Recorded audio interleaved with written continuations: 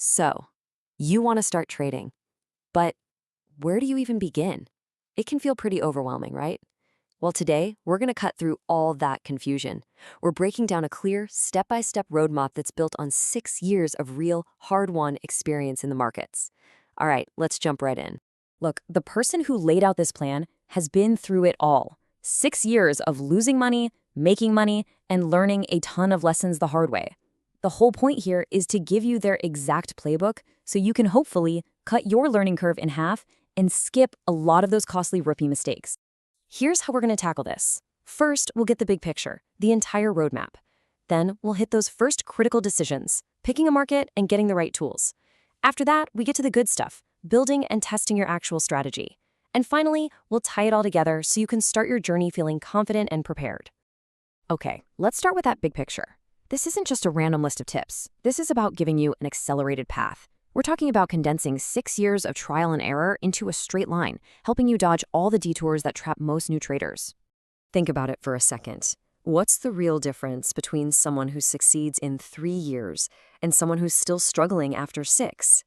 It's having a clear, proven plan from day one. This roadmap is that plan. It's designed to stop you from wasting years of your time and your money just wandering around with no direction. All right, so with that goal in mind, we've come to our first major fork in the road. Before you can even think about a strategy or making a trade, you have to decide where you're going to play. And this choice, believe me, it shapes everything that comes after. For most people starting out, there are really 3 main options on the table: the Indian stock market, the wild world of crypto, and the absolutely massive Forex, or foreign exchange market. Now, our source has spent a lot of time in all 3, and that experience led to a really strong opinion on which one gives a beginner the best shot.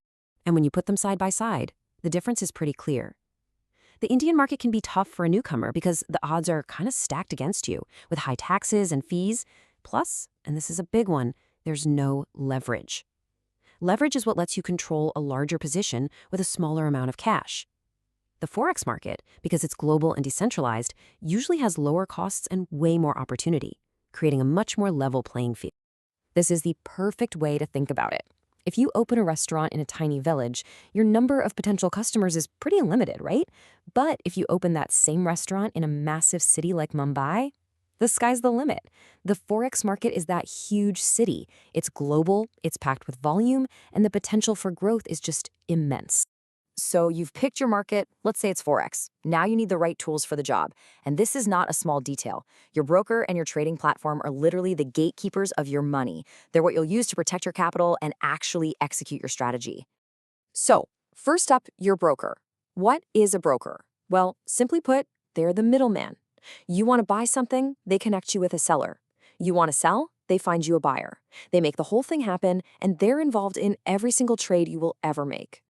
This is why choosing the wrong broker can be absolutely devastating. Their fees can turn a 50% loss into a 60% loss, making it that much harder to recover. Even worse, some brokers are just straight-up scams. They'll make it a nightmare to get your money out, if you ever can. Seriously, you could be the best trader in the world, but if your broker runs off with your cash, it's game over. Now, along with a good broker, you need a solid trading platform. That's the software where you'll be looking at charts and clicking the buttons to buy and sell. The ones that come highly recommended are platforms like MetaTrader 5, TradeLocker, and CTrader.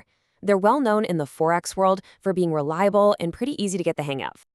Okay, we've got our market, we've got our tools. Now it's time for the most important piece of the puzzle, building the actual skill of trading. This is all about developing a core strategy. And the main philosophy here is simple. Less is more. Way more. So let me ask you a question.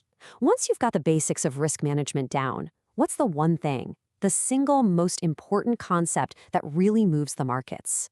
What's the secret sauce? And the answer is liquidity. In simple terms, liquidity is where the big money is sitting. It's where all the huge buy and sell orders are stacked up.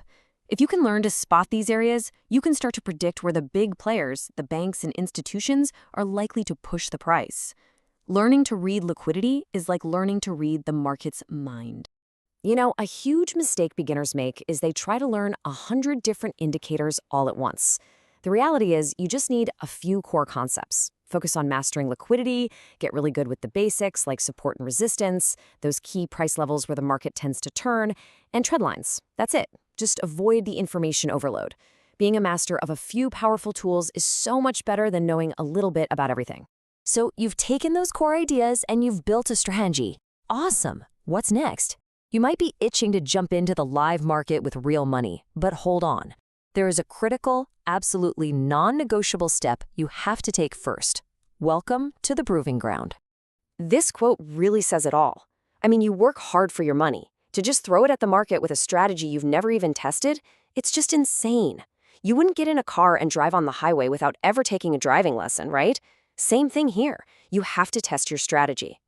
This process is called backtesting, and it's pretty simple. First, you define your strategy with very clear rules. Second, you go back in time and test those rules on at least a year of old market data. Third, you analyze the results, what worked, what didn't. Maybe you learn your strategy stinks on Fridays. So fourth, you refine your rules, like maybe your new rule is no trading on Fridays. And you just keep repeating this until the strategy is consistently profitable on paper. And here's a number to shoot for. Aim for an 80% win rate when you're backtesting. Now, why so high? Because when you go live with real money and real emotions, your win rate is probably going to drop. But if you start with a strong 80%, even if it falls to 60% in the live market, you can still be very, very profitable. Okay, we've covered a ton of ground. You've picked your market, got your tools, built a strategy, and you've tested it like crazy. Now it's time to put it all together into one final checklist before you officially start your trading journey. And here it is. First, double check that your backtesting hit that high win rate. Second, and this is a great final step, open a demo account. It lets you trade in the live market with fake money so you can get the feel for it without any risk.